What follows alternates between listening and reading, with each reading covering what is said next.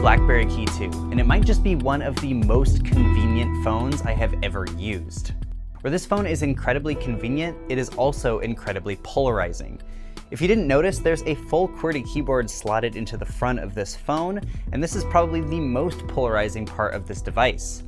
This keyboard gives this phone a lot of really convenient features, but I'm honestly still learning how to type like this again.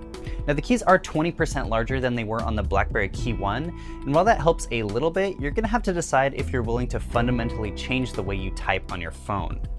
But let's take it back to convenience for a second. Now there are 35 keys on this keyboard, and almost every single one of them is remappable. This means that you can set actions like launching apps, sending messages, or a multitude of other things that you would want to do with a single tap.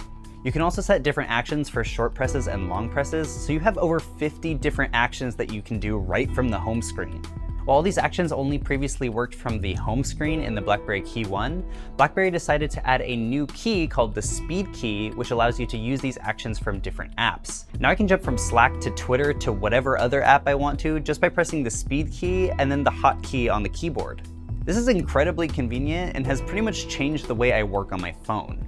The Speed key also gives you the option of using these actions if you're using a custom launcher like Nova, because that didn't actually work before. There's also another remappable key on the side of the phone called the Convenience key. This key is really just made to be remapped to whatever you want, and I set it to Google Assistant because I really liked the squeeze feature on the Pixel 2. So this phone was essentially made for multitasking, but you're probably wondering if it can actually hold up.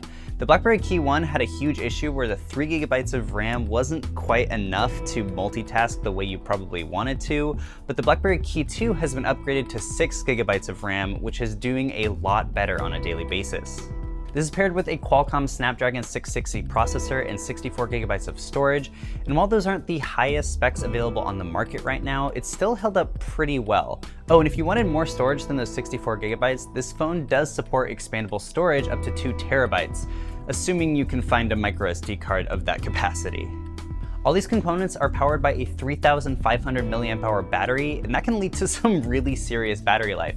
My coworker Jimmy Westenberg and I got about 6 to 7 hours of screen on time out of this phone, and while that's not exactly the 2-day battery life that Blackberry was touting, it's still pretty darn good for a smartphone. The phone can charge pretty quickly too. It's using Qualcomm's Quick Charge 3.0 technology, so while it's not up to date with Quick Charge 4, you actually get the option of turning on boost mode when you plug it in, which limits background processes to help it charge a little bit faster. Overall, I really like the size of this phone. The entire chassis is a little under 6 inches, which is pretty much the size of most screens these days. The actual screen is only about 4.5 inches though, so you're probably gonna have to get used to using a screen that small. Also, having that keyboard below the screen does make it a little hard to pull down the notification shade, but you can actually remap the currency key so it pulls down the notification shade for you. The only time I really found the screen size to be an issue was when I was trying to watch a lot of content on this phone, especially since some of my favorite content creators shoot in a widescreen format. It'll take a little getting used to start watching content on a 4.5-inch screen instead of a 6-inch one, but that's the trade-off you're gonna have to make if you want that physical keyboard. Overall though, the image quality on this phone is awesome. It's using a 1620 by 1080 IPS panel, so it's not OLED like a lot of the phones on the market right now, but it still looks really great. Colors are bright and saturated, and it's gonna seem more like something you'd see on a computer monitor rather than a phone. Now this panel technology does have a few trade-offs versus OLED, since it can't illuminate individual pixels and it's gonna use a little more energy, but OLEDs are still really expensive and the market is still controlled by 1 or 2 manufacturers. The speakers in the bottom of the phone sound okay, but they're really nothing special. In fact, only one of these grills in the bottom is actually a speaker, and that's kind of annoying since you can cover them up pretty easily. Blackberry did include a headphone jack in the top of this phone though, so you can always wear some headphones if you want to get a more stereo experience. The back of the phone is housing dual 12 megapixel sensors, and I was really surprised with the image quality of this thing. Colors are bright and punchy, and the detail and dynamic range were awesome. The secondary lens is a 2x telephoto sensor too, and I always love to see this when there are dual cameras. The sensor is also used for portrait mode, and it actually ended up being really good. It was almost as good as the Pixel 2s, and it was definitely better than a lot of the other flagships on the market right now. Unfortunately, the low light performance of the camera on this phone is not so good. It seems to drop the shutter speed pretty significantly when you're in a low light circumstance, and that can lead to some really blurry images. So there isn't any optical stabilization in these lenses, but Blackberry says they're using enhanced electronic image stabilization to make your image a lot more stable.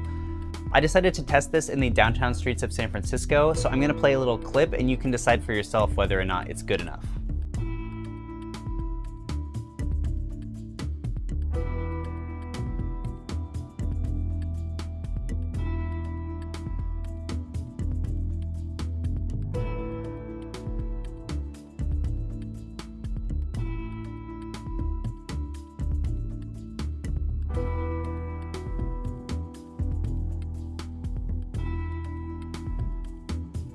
Okay, but in the end, this is still a phone, and even more importantly, this is a Blackberry. So how does the quality actually hold up on this thing? I tested this over a few days, and I didn't have any dropped calls, and the call quality seemed really good. The biggest issue that I had here had to do with the proximity sensor. Whenever I was on a call, the proximity sensor didn't really seem to realize that I was on a call, and my cheekbone kept hitting the mute button during my conversation.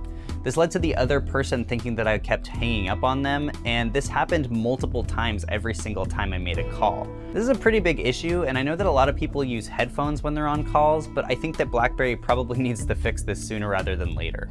The Blackberry Key2 is running on Android 8.1, and their approach to software is really simplistic. It's basically just stock Android with a few tweaks and a few extra apps, and I think these are all really well thought out. Things like Blackberry Hub allow you to access all of your messages from pretty much every messaging platform in one app, and as soon as you tap on it, it'll open the app and show you the message. This app in particular had a lot of issues on the Blackberry Key1, mostly due to that 3 GB of RAM, but I didn't really see any lag here. Now, the only thing that I would worry about with this software is updates. The Blackberry Key1 was notorious for not getting that many updates after it was released, and I really hope that TCL does a better job to update this phone. Now, a couple other little things to know about this phone, but there's no wireless charging or water resistance on this thing. I don't use wireless charging that much, so it's not that important to me, but I know a lot of people who do, so just be aware of that. The Blackberry Key2 is gonna run you $649, and I have some mixed feelings about that price point. That's $100 more than the Blackberry Key1 was at launch, and it's actually $20 more than the highest end OnePlus 6 with a Snapdragon 845, 8 GB of RAM, and 256 GB of storage. At $549, I'd probably recommend this phone to heavy multitaskers pretty instantly. For $100 more though, it's a little hard to automatically recommend this. I still really like this phone though, and I am considering picking it up myself. It's just for a really niche subset of users. So that's been the Blackberry Key2. If you have any questions that you didn't see answered here, reach out to any of us across all of our social networks, because of course, we are your source for all things Android.